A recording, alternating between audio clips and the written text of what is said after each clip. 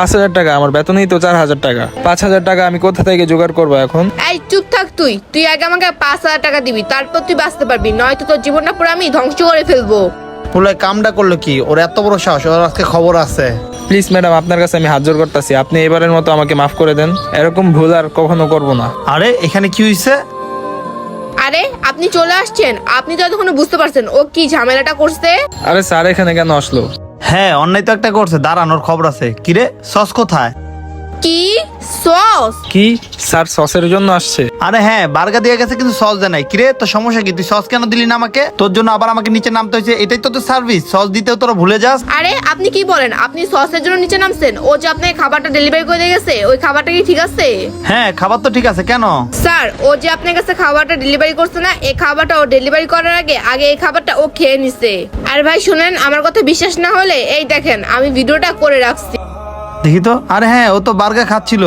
কিরে, তুই এটা কি করতেছিলি? বার্গার কেন খাচ্ছিলি? স্যার এই বার্গারটা তো আমি আমার জন্য আনছিলাম, দাঁড়ান আপনাকে দেখাচ্ছি। স্যারকে আর ম্যাডামকে দেখাই, তা না হলে আমার কথা ওনারা বিশ্বাস করবে না। আর আজকে আমার ভাগ্যটা অনেক ভালো যে স্যার নিচে নামছে, তা না হলে ম্যাডাম আমার কাছ থেকে 5,000 টাকা নিয়ে যেত। স্যার এই বার্গারটাই আমি খাচ্ছিলাম, দাঁড়ান আপনাকে দেখাচ্ছি। এই দেখেন স্যার, এটা আমার বার্গার। আরে ছেলেটা কি সব সত্যি বলতেছে? এটা যখন আমি খাচ্ছিলাম তখনই ম্যাডাম ভিডিও করছে, আর এটাই আপনাকে দেখাইছে। এখানে আমার কোনো অপরাধ নাই স্যার, আমি কি মানুষ না? আমার কি ক্ষুধা লাগে না?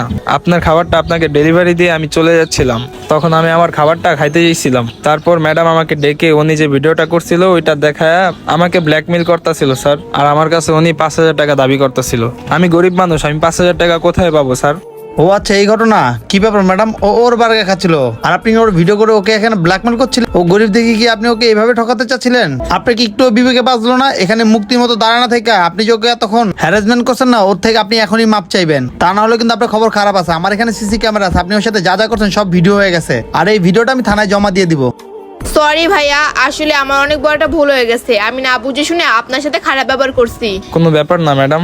সরি বলছেন, এটার প্রতিশোধ নেওয়ার জন্য যদি ওনার ভিডিওটা আপনি ভাইরাল করেন না, তাহলে কিন্তু আপনার খবর খারাপ আছে। ভিডিওটা ডিলিট করবেন। আমি কিন্তু আপনার বাসার ঠিকানা চিনি, ঠিক আছে? যান, আপনি এখন এখান থেকে চলে যান। আর এরকম অসহায় মানুষদের সাথে কখনো এইসব কাজ করবেন না, ঠিক আছে? যান। স্যার আপনাকে অনেক ধন্যবাদ। আজকে যদি আপনি নিচে না নামতেন তাহলে ম্যাডাম আমার পুরো মাসের বেতনটা নিয়ে যেত।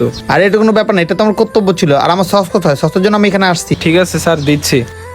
বন্ধুরা, কখনো একটা অসহায় মানুষের দুর্বলতার সুযোগ নেবেন না। কেউ যদি অপরাধ করে যাচাই করে তাকে শাস্তি দিবেন, আর যদি অপরাধ না করে তাহলে কখনো তাকে শাস্তি দেওয়ার চেষ্টা করবেন না। তা না হলে আপনি নিজে অপরাধী হয়ে যাবেন। আর আপনাদের কাছে এই ভিডিওটা ভালো লেগে থাকলে টাইমলাইনে পাঠাবেন। ধন্যবাদ সবাইকে ভিডিওটা দেখার জন্য। নতুন খেতে থাকলে অবশ্যই লাইক শেয়ার কমেন্টস করতে ভুলবেন না।